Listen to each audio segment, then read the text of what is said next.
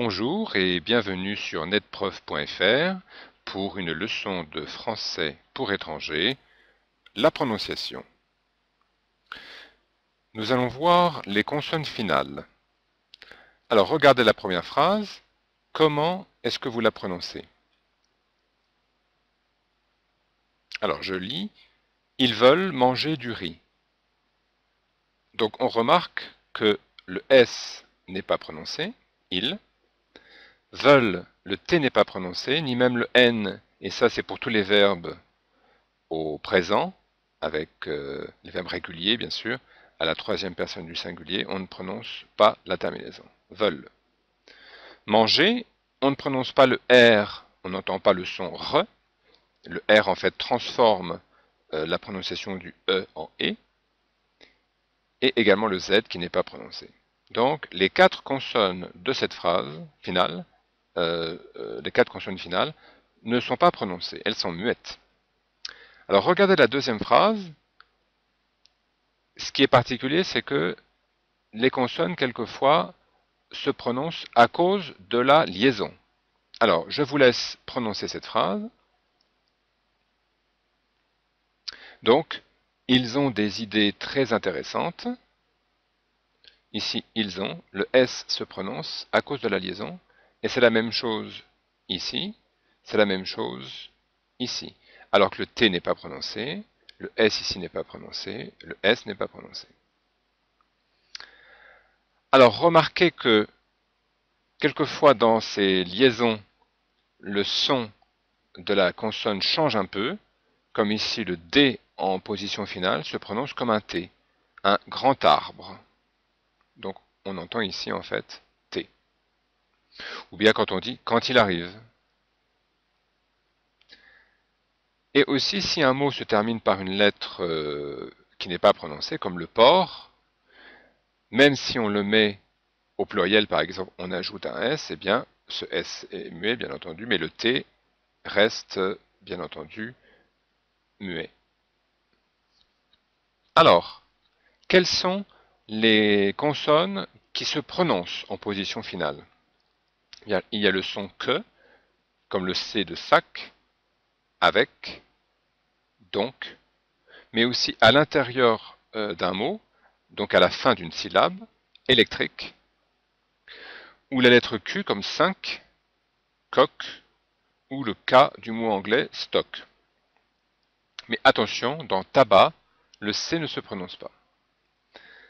Autre lettre prononcée, le F, neuf, œuf, vif, mais attention, dans clé, on ne prononce pas le F. Il, donc la lettre L finale, en général, se prononce comme sel. Mais dans outil, on ne prononce pas le L. Fusil. Et fils, le masculin de fille, le L n'est pas prononcé, mais le S est prononcé. Fils. Alors, dernier cas, le R. En fait, tout dépend de la voyelle qui est devant. Si c'est un I, on prononce le R. Finir, voir, noir. Aussi un A comme part, corps. Aussi un U comme professeur, amour. Ou si le R est à l'intérieur du mot, à la fin d'une syllabe, comme merci, perdu. Mais si on a un ER final, on ne prononce pas le R. Allez. Premier. Boulanger. Métier. Il y a des exceptions comme hier, hiver, fier, et le mot tiers, le S n'est pas prononcé, mais le R oui. Un tiers c'est 1 sur 3. Donc, le C, le F et le L, et en partie le R, sont généralement prononcés. Donc on peut dire que les autres lettres finales, les autres consonnes finales, sont muettes. Comme par exemple Paris, grand, art, coup, prix, chez, etc. Mais attention, dans bus, par exemple, on prononce le S, peut-être à cause de l'origine du mot anglais. Donc on peut dire aussi autobus. Les mots se terminant par la combinaison C et T, contact, compact, intact. Et puis il y a des mots dont la prononciation n'est pas tout à fait fixe. On peut dire le but ou le but. Ça peut être l'objectif ou le but dans un match. Alors, pour pratiquer tout cela, je vous propose de lire ces phrases. Donc, vous lisez la première phrase, ensuite je la lis et on peut comparer. Allez-y. Alors, Michel vient de trouver un boulot d'avocat. Donc le T n'est pas prononcé. Trouver un boulot d'avocat. À vous pour la deuxième phrase. Alors, vous ne pouvez pas fumer dans nos bureaux. Vous ne pouvez pas fumer dans nos bureaux. À vous pour la troisième phrase. Tous les matins, elle fait un tennis avec son fils. Tous les matins, elle fait... Alors là, on peut dire elle fait un tennis ou elle fait un tennis. En fait, la liaison indique un niveau de langue plus élevé. Mais en tout cas, on prononce le S. Le C, on le prononce. Et le S aussi. Alors, à vous pour la quatrième phrase. Donc, nous prenons des cours de français. Nous prenons des cours de français. À vous. Donc, il cherche le grand amour.